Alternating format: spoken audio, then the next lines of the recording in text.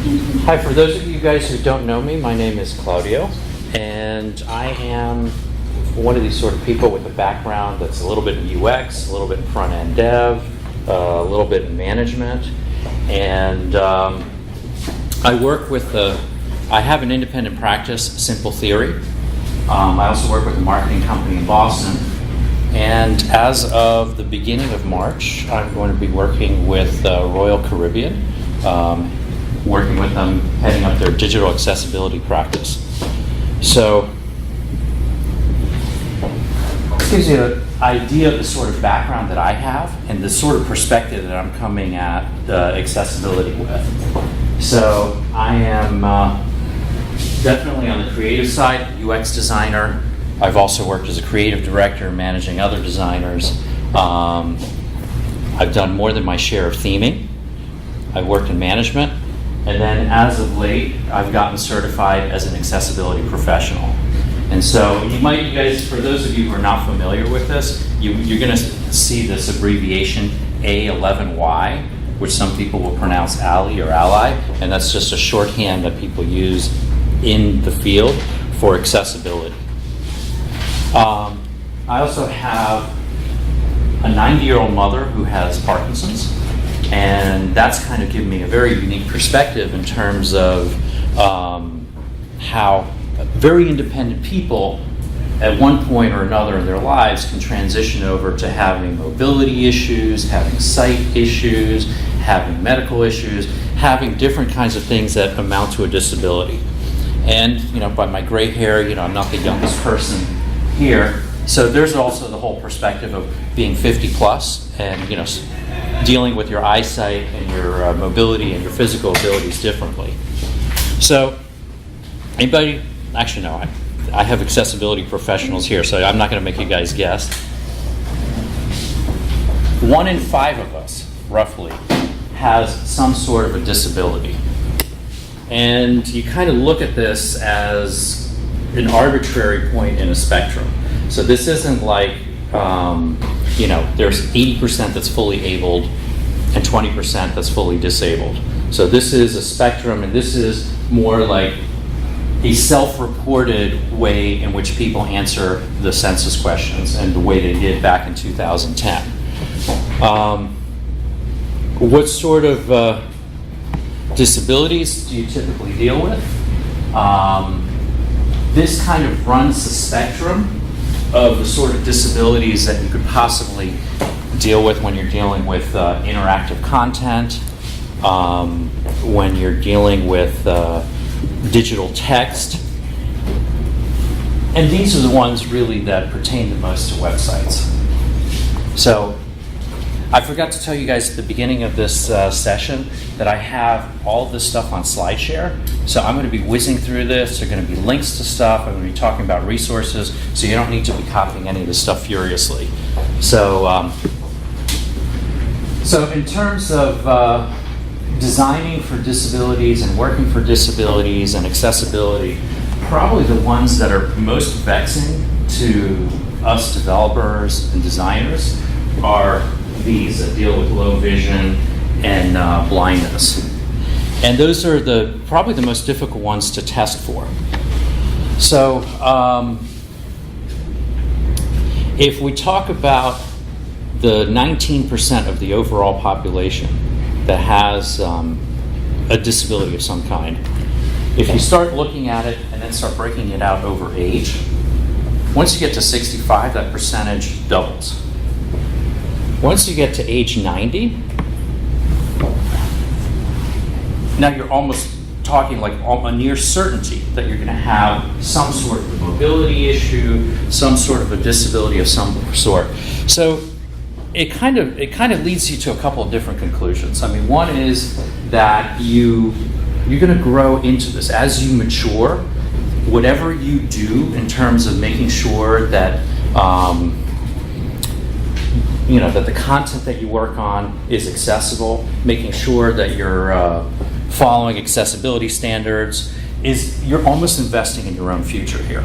So it's something that makes absolute common sense. If you talk about the population over 90 living in nursing homes, this is really where the number is. So let's talk about some of these visual disabilities and how they affect different people. There is a color blindness test that was developed by a Japanese doctor, Dr. Ishihara, and it has 38 of these different test plates in which you can get really fine and granular in terms of what a precise type of color deficiency somebody has. And they have to be printed in a very precise way. So if you're looking at this and you're not seeing anything, don't be alarmed. It's probably, has everything to do with the color getting skewed on my machine, from the download I had from here. So it's not, I would not be alarmed if you can't read any of the numbers in here. So in terms of how this applies to software design, here you have a screen seen by somebody with any color deficiency. Here you have a screen seen with somebody with red-green color blindness or protanopia. So one of the things that you really have to get from working with software design or UX design and dealing with potential color deficiencies is that you can't rely on color coding alone to be able to convey information. So if you have an error and all you have is a block of red color next to it, and then you have something that's fine and you have a block of green color next to it, it's all going to appear different shades of yellow to somebody with this kind of color deficiency. So in UX design, the principle that you have is that you have to have some other element as well to give a visual indication of like a success or a failure or what you're actually color coding. So it's not that you can't color code. It's just you have to color code and you have to think of having some other means of conveying the same information. So let's talk about real low vision, and this is the sort of stuff for me, like being 50, it's like you really start noticing very subtle changes in your eyesight. Probably the first thing I started noticing was floaters. So you have like little threads inside your eye which are opaque, and they are, you just see just like dark little strings or globs just kind of moving around, especially if you're looking at a bright white surface like this. Another issue that you may want to consider when you're designing stuff is being able to reverse the color on the screen. So I went to, for instance, I went to meet with a colleague that works with the Lighthouse of Broward. It's an organization for the blind. I walked into his office, and this is what my website looked like. He had it huge, he had the color reversed, and he had the lights out in the office. And so if you think about it, if you're really sensitive to light, for all of us who don't have that light sensitivity, you're going to be looking at black text on white. If you really have that sort of color sensitivity, you're going to want to reverse the color contrast. And as garish and horrible as something like this may look to us, this is how other people may tweak your site to work with it. The other thing that I want to make you aware of is if you have truly low vision and you're close to that sort of threshold of legal blindness, you're going to magnify the bejesus out of your page. So this kind of leads you to the whole sort of how are you navigating a page and how is a user looking at your page if they have it magnified and they're kind of going through, the mansion with a flashlight sort of thing. And it can affect how you lay out your pages, how you handle columns and stuff. In that sense, the one-page, single column sort of design pattern that everybody follows is a lot easier for people who work with large magnification than having, the sort of old school multiple column layouts that were really common until like 3 years ago. So we've got probably half of us that wear glasses here in this room. And for those who are like glasses all the time, you take them off. This is probably what you're most familiar with, this sort of blurriness. And what do you gather from this? this? Well, above a certain size, you can still make out letters, you can still make out ascenders, you can still make out descenders, but below a certain size, forget it. So it gets you to understand that people, it's usually, it's in your best interest to work with Zoom, or understand that in certain situations people will want to have text very large. You don't necessarily have to make your user experience only geared towards large, oversized type, but you do want to be able to allow for zooming, because that's really the only way you're going to be able to see some of this. So, as you get older, we're used to thinking, us younger people are thinking of our eyes being completely transparent and be able to see anything in your full vision field. As you get older, you start seeing, maybe issues like macular degeneration, where your retina starts breaking down a little bit and you literally stop seeing in the center of your field. Or you have your retina detaching and you start basically losing a side of the field of vision. So these are sort of things that people are, people experience when they're trying to see your digital content. This is what glaucoma looks like. This is what, having any sort of opacity in the front of your eye feels like. So you may not be able to make something out still, but if you're moving the content, then you may be able to work your way around all of these opaque spots and be able to figure out what's behind them.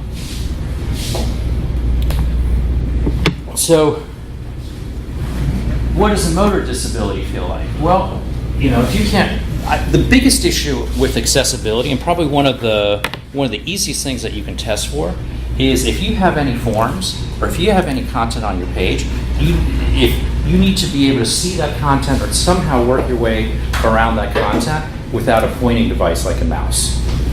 And all right, let's see if I can actually go to this page without breaking my entire presentation. Nope. Okay.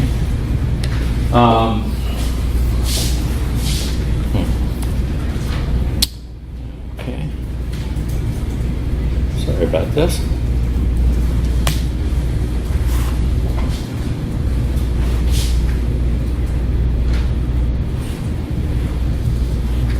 There we go.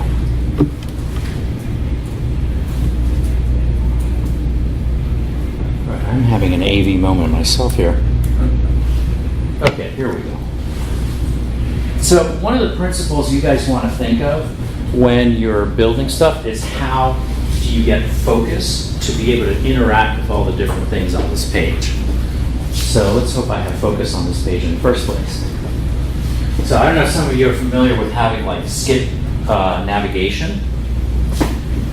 If I'm going to this site and I'm looking at the site on a screen reader, the design pattern that's typical is I would have to hear all of this navigation and every submenu item and listen to all of that before I even know what this page is about, before I even get to the title of the page. So one of the things that's considered standard or actually mandatory is that you have a skip navigation link hidden at the top of your page that lets you jump down to the main part of your HTML page. So if I work through this, you see it starts taking you through different elements on the page as I'm hitting the tab key. So I'm tabbing through this. This is all pretty good until you get here. And the problem that you have here is now you have this blue border that you almost can't see and tell from the background of the page. So when you're designing your page, you want to be thinking of, okay, I'm going to have an outline on whatever element I'm working with in order to make it accessible, and I may have to change what that outline color is if I'm working with a color that's almost the same. But you guys should get in the habit as Drupal developers, as site builders, of once you have your site together, is trying to tab through it and make sure that you can actually do all these interactions without using a pointing device. This is real important. Is that a live page on Winn-Dixie? That is a live page on Winn-Dixie. Because they just lost a huge lawsuit for accessibility. This is problem. This is their corrected page. That's the corrected. This is the fixed page. So we'll get to the Winn-Dixie lawsuit. Yeah. All right. So am I back here? Yes. Good. All that stuff. That's our MVP. There we go. Now I focus on this again. So think about this. If you have a user experience or you have a customer journey that's mostly accessible, that doesn't really help you here. That's right. And there is, like, if you go and Google ramp fails, you're going to get like a zillion instances. You know, it's like ramp shaming different public institutions. ADA fail. But you get the idea. It's like, okay, I can get as far as here with the wheelchair, but that doesn't get me up the stairs. So you guys need to think about this in terms of like how you're building your user experiences. You know, if you have a site and you can get through 85% of say a form or an application, and then you can't get through the last bit, it's going to be frustrating as hell. You might as well have a brick wall there. So, I mean, really, if you think about accessibility, then it's really an all or nothing commitment, and you have to be really, really good about making sure that the entire process is accessible, not just like, hey, this page is accessible, this page is accessible, hey, we've got 95% of our pages to work. No, you basically end up having this sort of barrier. So, if you are blind and you are looking at a page, so what are you using to actually get, what are you using to actually see the content on the page? So there are 3 very popular screen readers. There's another fourth one called Window Eyes, you know, which is kind of going the way of the dinosaurs. But you have JAWS, which I think is the premier screen reader, but it's only $1,100 a seat. You have NVDA, which is an open source project created in Australia. And if you download it, install it, what you're going to hear and interact with is basically an Australian version of the Fred voice from the Mac OS.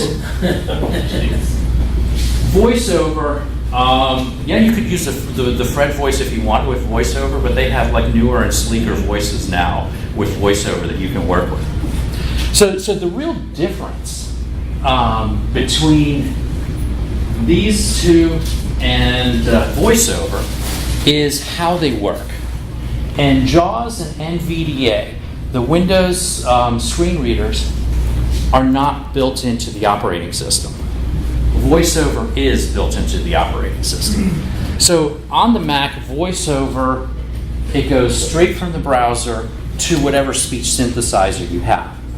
In Windows, it doesn't. And this kind of presents you with this interesting sort of opportunity. So this is a Drupal conference, so of course we got to show tools and stuff here. So if I'm looking at this page of this hotel, this content on the Windows side will go into a buffer. And this app here called Webby, W-E-B-B-I-E, this little tool lets you look at the contents of that buffer before it gets spoken. So I'm not 100% sure if this is completely accurate, but if you want to get the sort of experience or you want to see how your page is going to work with the screen reader, you can actually read it instead of having to sit through and listen to it. So I'm not sure if this is 100% accurate, but I would say it's probably north of 95%. So you could probably start seeing certain obvious things. Like for instance, we were talking about like that skip to main link at the top. So it's hidden here, but if you go to Webby, the first thing that it says here is link skip to main content. Then the main content begins down around here. This layout, this is all header stuff. And then the main content injects you down here. So this gives you the ability of taking a look and seeing, for instance, here's your menu. So it has, it will read link Sonesta, link find hotel, link member rewards. So this is how a screen reader would go narrating all this. And I didn't have the courage to actually try doing the screen reader today because I didn't think I could manage all the multimedia here. But in terms of being able to see if your content is actually visible, you can do this and you can compare this against the content on your page and making sure that there is nothing that exists here that's being omitted on this end. What's the name of that app? Webby? Webby. And I'll have it at the end. I have like a resources screen at the end that'll list this. So this kind of brings us to this whole notion of how you build sites and how you should be approaching it, which is this whole notion of universal design, which you want to build in a way that everybody can use it. So taking into account the different sort of levels of ability or the physical diversity that we have. So in a nutshell, it's like you design it once, everybody can use it. The W3C has a whole series of little short PSAs, and they have this sort of catchy sort of tagline, which is web accessibility, essential for some, useful for all. So it makes you think of things like, for instance, if you have certain things that are ADA compliant, like say the bathroom stalls. Well, those ADA stalls are great if you need to change. You know, they're also great because they have a sink in them. So if you need to change, clean kids and stuff, you have the added benefit of, as an able-bodied person, of being able to use a feature that was specifically mandated for use by people with disabilities. So other things that you might find is, you might find that whole tab demo that we did useful if you have a broken arm. So if you're temporarily disabled because you have your arm in a sling and you can't use a keyboard, well then you might just find the not having to use a pointing device become very, very useful for you. So here's another important point I want to make. That you need to be, your work product needs to be accessible, or you're going to be exposing yourself to lawsuits. And what kind of lawsuits? Well, let's talk a little bit about the sort of regulations in the law itself. So you've got Section 508, and Section 508 came about in 1998, so it's not that old, and it mandates that basically anything that has government funding to it or federal funding to it needs to be accessible to all.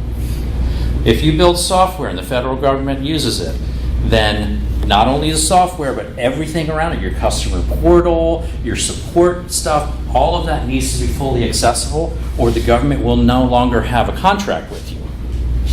If you are a state university and you receive federal funds, same thing goes. If you're a government contractor. So this Section 508 has a lot of implications towards anything that is typically in the public sector.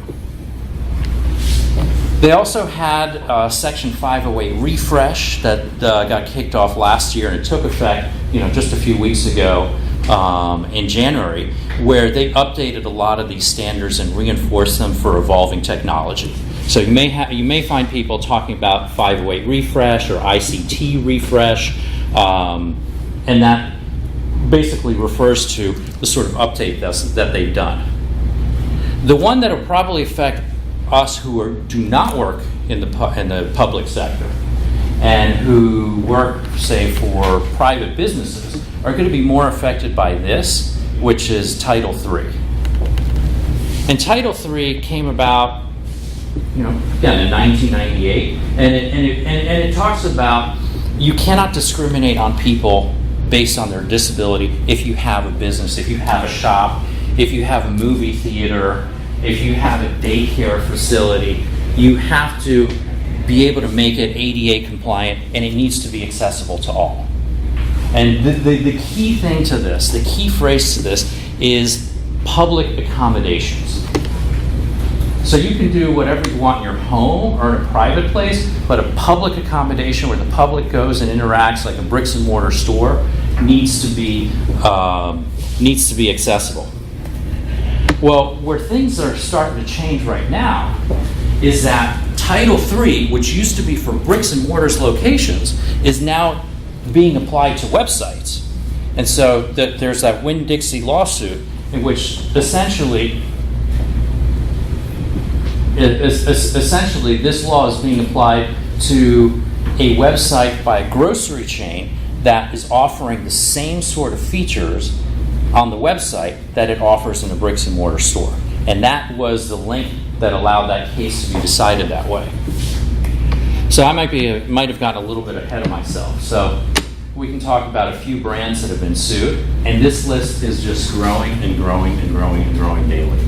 So since, I would say, like 2015,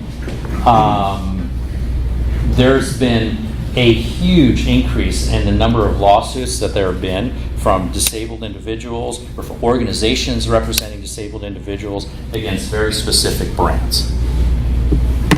And there's a landmark case that got decided last June between a person with blindness from Coral Gables and the grocery chain Winn-Dixie.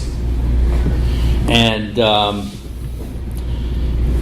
the way this case kind of came about was the plaintiff, Juan Carlos Gil, used to go into Winn-Dixie. He'd go use the pharmacy there in Winn-Dixie, and he just felt really awkward because they would bring him up to the counter. They would start talking about his meds, and he had no idea if anybody was there listening into what his meds were, and just didn't want to have that sort of experience. The other thing is coupons. How are you going to use coupons if you can't see them? So digital coupons and being able to buy stuff online, or even just join that Plenty, that sort of loyalty program, is stuff that is easier online if you have that kind of disability. So what ended up happening is that he just got so frustrated that he couldn't do this that he contacted the store. And the store actually, instead of making any changes or Winn-Dixie management, they just basically fought this tooth and nail the whole way. So let's talk a little bit about the findings from Winn-Dixie. So in this case, the judge, John Scola, said, okay, websites that include services that you have also in a brick and mortar location need to follow the public accommodation standards of that actual location.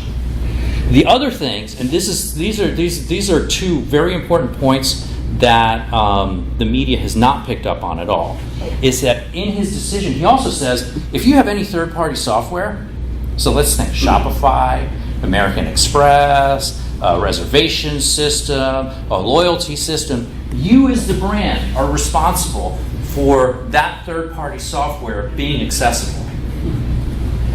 So that starts having certain implications of its own. Because if you're using, like, let's say you're using a carousel, like a slider, and that carousel or that widget or that jQuery component, isn't completely accessible, well, you're responsible for making it accessible if you put it on your website.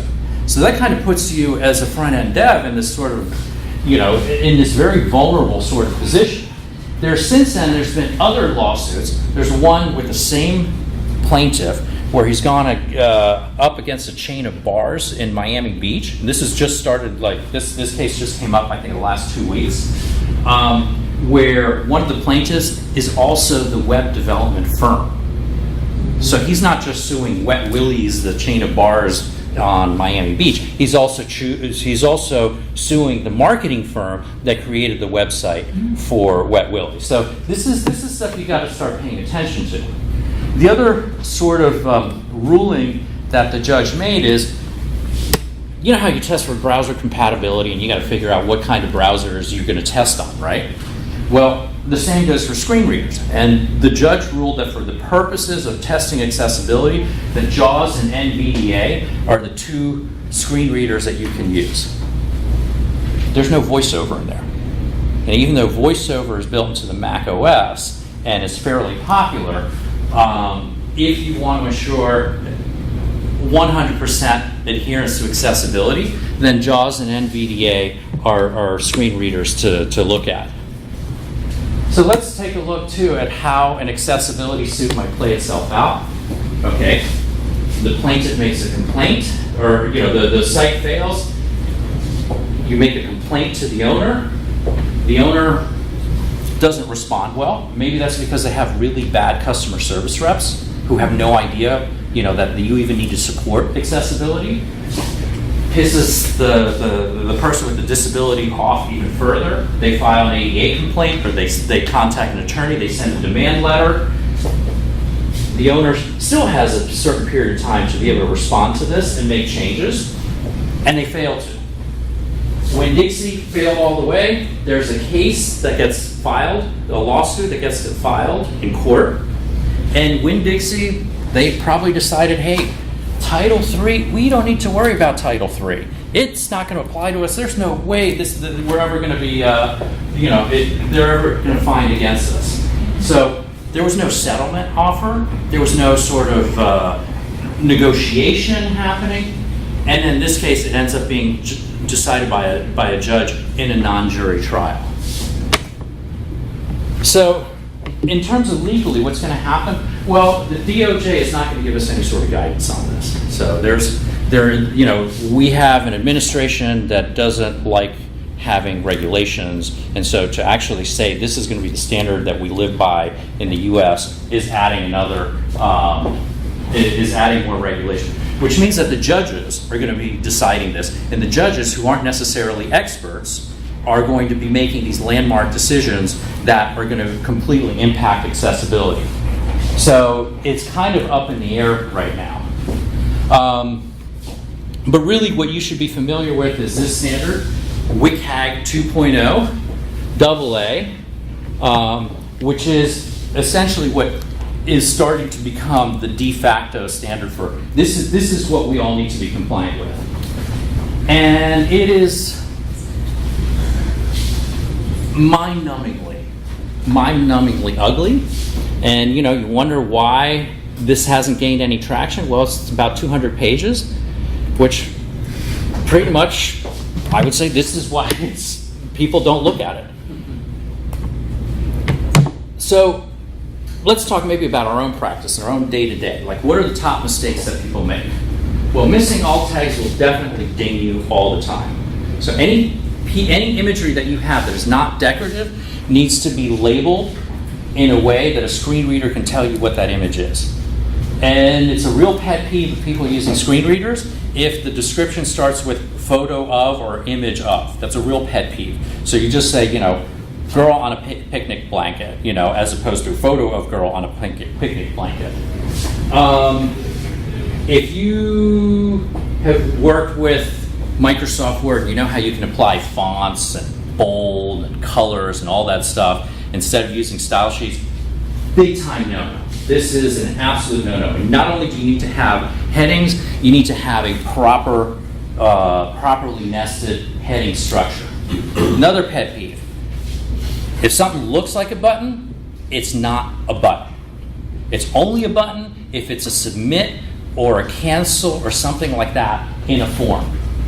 So using buttons where links should go is another big accessibility no that probably all of us have done. The skip navigation link, well, we talked about that. Form field labels. If you don't have a form field label, somebody with a screen reader is just going to see there's a text area, but they're going to have no earthly idea what should go into that text area.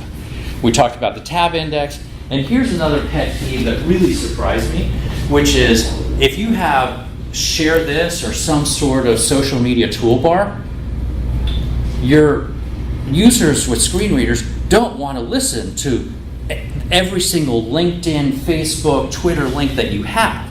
So you should label that as navigation and make sure that that's skippable by somebody using a screen reader. So let's talk a little bit more about tools. I have a tool that I love using, which is something that works with color contrast.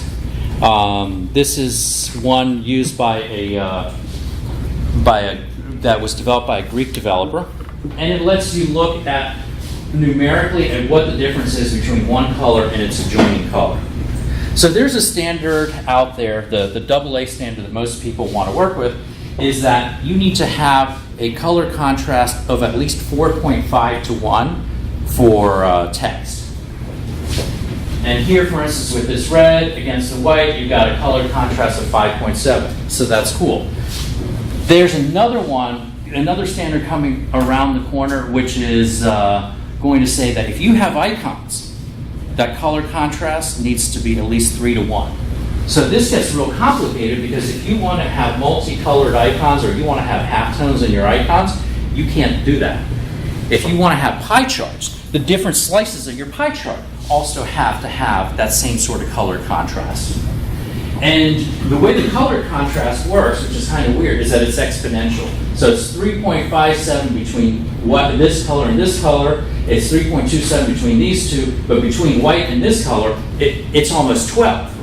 So it's not like it adds, it multiplies. So to be able to have in-between steps in your icon designs, you really have to go incredibly dark with one color and kind of medium with another color.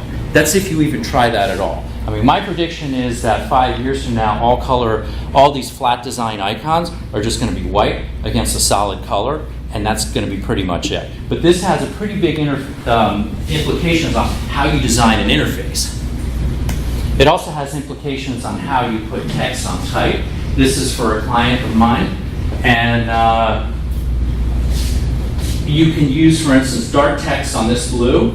You can also use light text, but there are other combinations I can't do. Like I can't use this blue and put dark text on it. So if you start working with, say, a branding agency and they created a color palette and it's not accessible, well, you're going to have an interesting time, especially if they treat that as like the gospel or the 10 commandments where this cannot be changed. There's a whole set of standards around interactivity, like Ajax and JavaScript, and this is Way Aria. And this you should be aware of because this, especially if you're working with JavaScript and you're working with things like React and the state of your page is changing, this lets you manage how to work with those states. So this, I really wanted to cover this before running out of time. This is my blameogram. Totally unscientific, but this is a blameogram of who's responsible for accessibility in an organization. So you got management here, and they have like a 10% stake in this. Why? Because they set budgets and they make sure that there's a process and there's resources for handling accessibility. Then you got your outside consultants and your QA people, and we'll give them another 10%. You got your PMs, and we'll give them another 10%. Because the PMs, you know, they manage the workflow and make sure the team is following the guidelines. But where you start really getting into the different careers that affect this are people who do UX design, people who add your content, and people who are front-end devs. So your front-end devs need to choose your accessible components. You need to set up things like skip navigation. You need to use your proper hyperlinks. Basically, you got to make sure that your templates and the widgets that you use are all accessible. Your designers need to focus on things more like, I got ahead of myself. Your designers need to make sure that you're using good design patterns and that your fonts are big enough and that you have enough color contrast.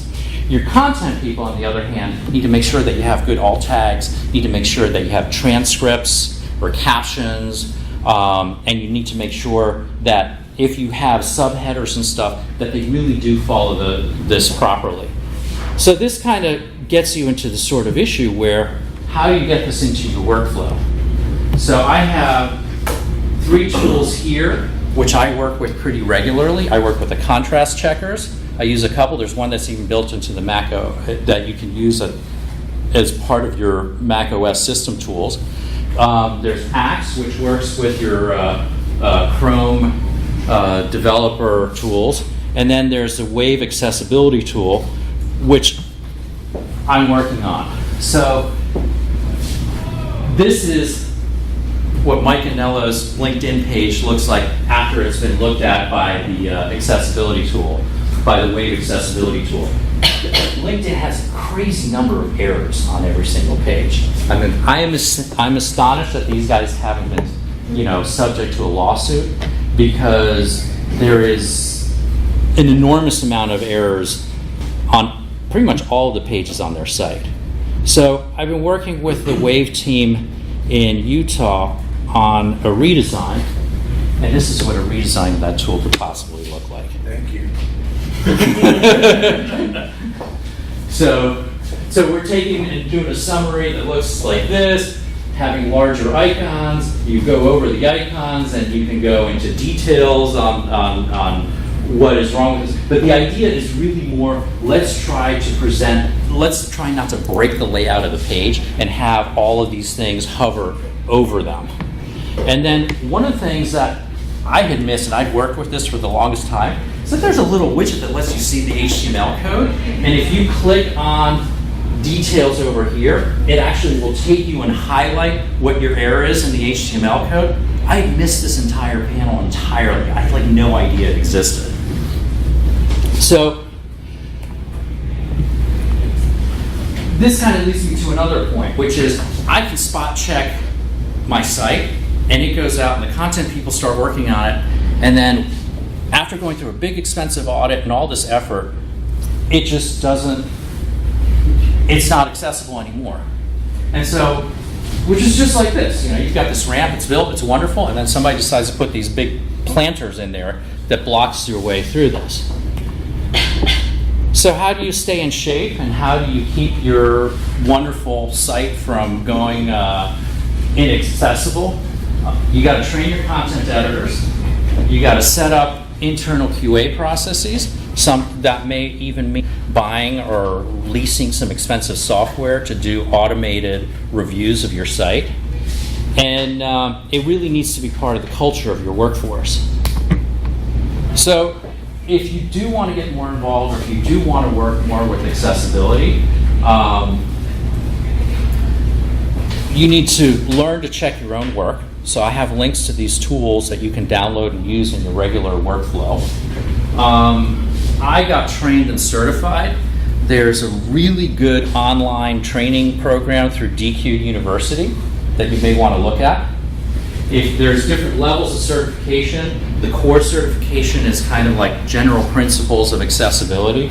The WAS one is really technical. It's like 14 courses that you have to do and then complete an exam to be able to get certified in it. And if you get these two together, you get this combined certification.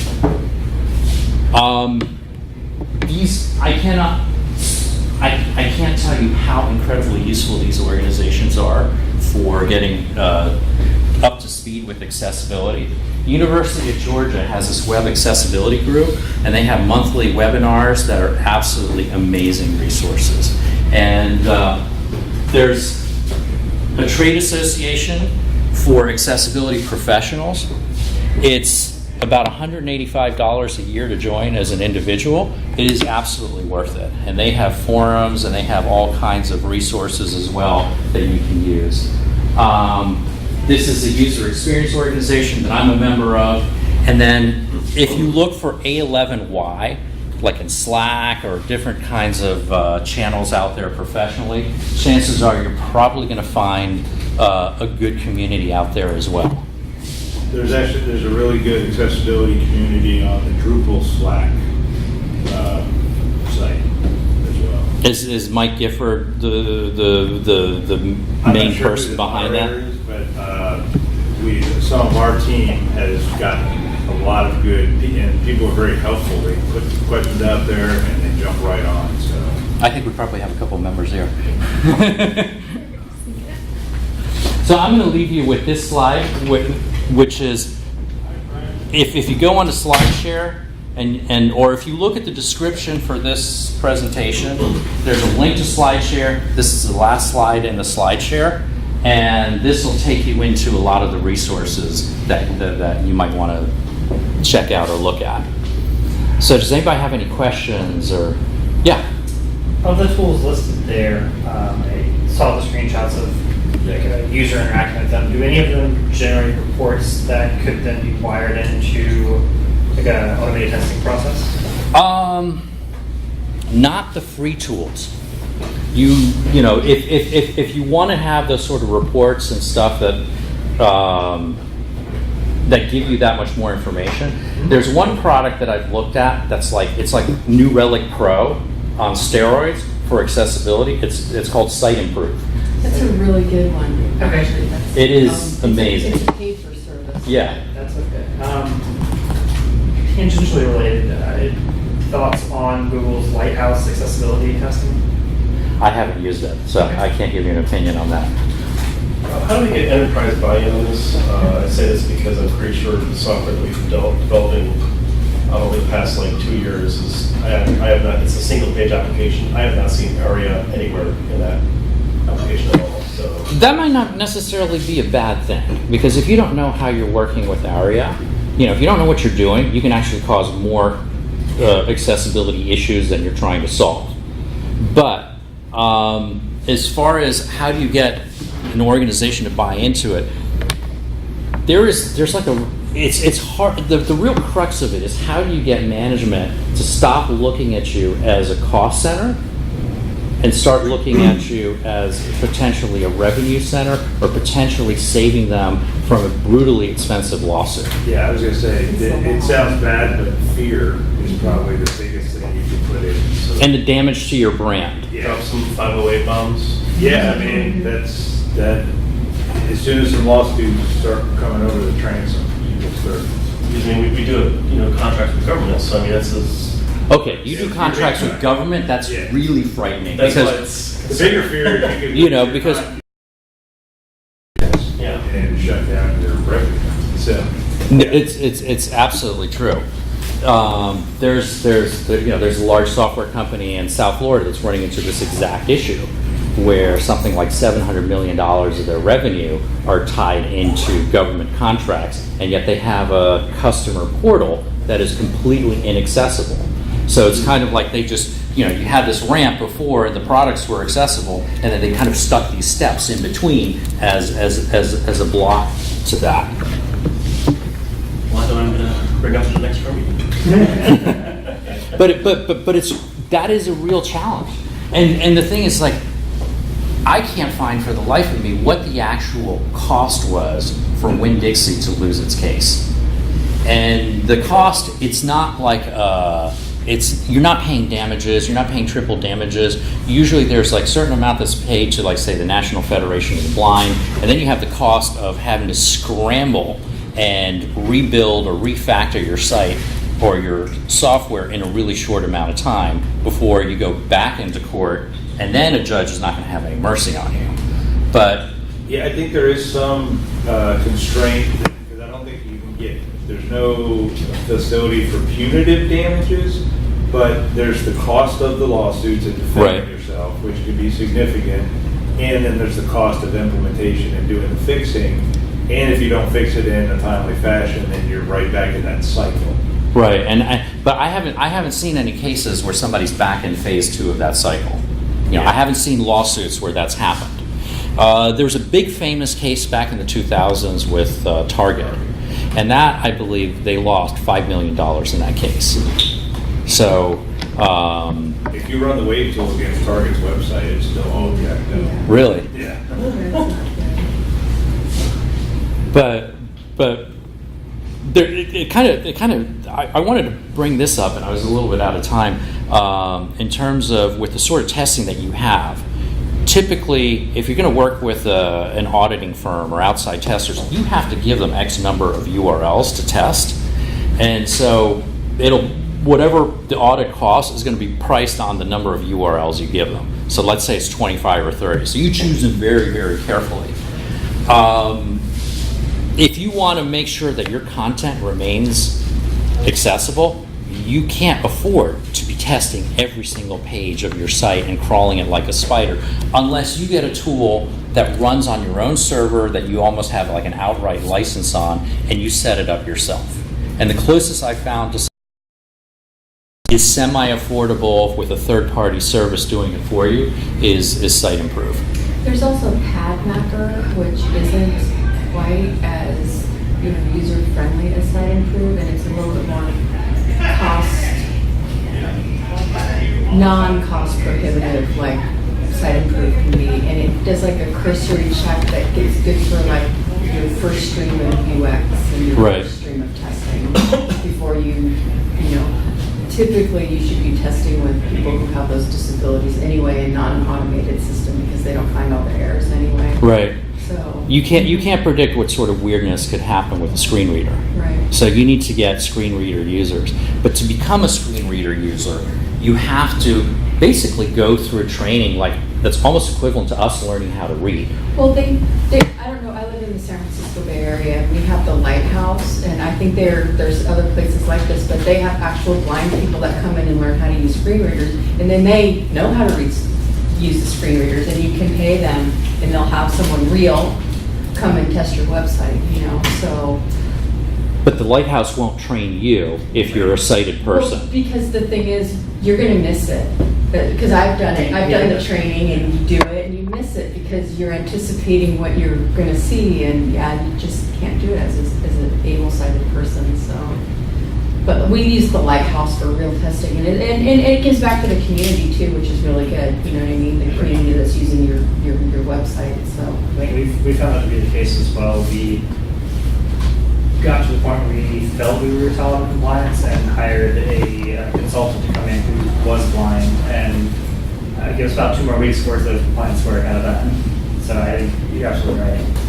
But we use Site Improve now because we know one of the dudes and it's a good tool, but it does still miss like 30-40% of the stuff, so. Right. But it catches 60%. So there's the. You want? I think you want to take like in your enterprise, you want to take a look at a tiered system where it's like you have like the stupid testing, which you're running, or the pre-launch testing that you're running as you go as a developer, which is using some sort of Chrome extension. Mm-hmm. Then once you're ready to go live, then you do an audit internally with these sort of automated tools. But you probably want to invest, if you're enterprise level or you're a major brand, you probably want to invest for having a major audit happening at least twice a year. I think that's probably our best takeaway is we're trying to ensure we don't fall out of compliance long term moving forward. So, I'm sorry to interject. The Site Improve guys, they have a Drupal module that does some integrations for you if you have a Drupal site, which is kind of handy. I haven't used it. I've looked at the documentation, but they're making efforts towards the Drupal community of integrating their software with ours. So. The other one you mentioned was Pad Mapper? Pad Mapper. Pad Mapper, And okay. it's very rudimentary, but it's like a little bit more cost friendly for your first round, and you have your intern run the test or something, that kind of thing, and catch your alt tags and things like that. So. One thing we've been telling our clients, just as an easy takeaway, obviously everybody wants to get their sites there, and because that's the right thing to do, right? But from a defensive posture as a business right now, because there's a lot of legal guys trolling certain sites or certain industries. We have a lot of clients in large medical hospital systems and higher education systems, and they're being trolled significantly.